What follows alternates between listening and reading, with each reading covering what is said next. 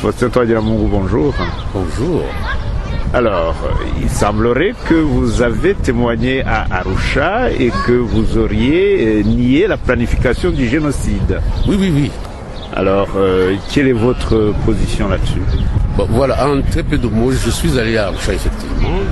Je faisais un témoignage en faveur d'un pasteur. Nhakirutimana, voilà, oui. Et les Afan.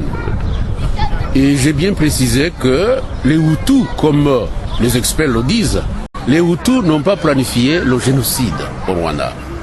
Et alors, qui aurait planifié le génocide? Écoutez, ceux qui ont planifié le génocide sont ceux qui ont assassiné le président Habyarimana, puisque le TPIR lui-même a démontré dernièrement que les Hutus n'ont pas fait cette planification.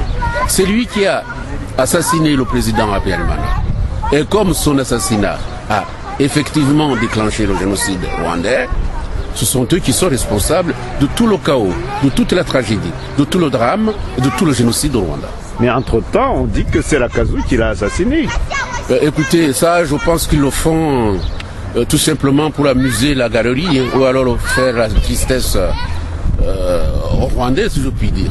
Les Hutus et Lakazu ne peuvent pas planifier, notamment Lakazu. Arrêtons-nous à Lakazu.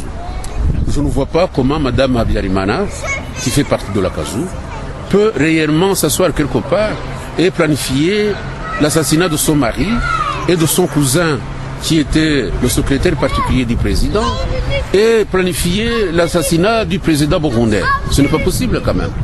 Deuxièmement, j'ajoute à ceci, ce que son frère, qui était emprisonné à Arusha, a été relâché.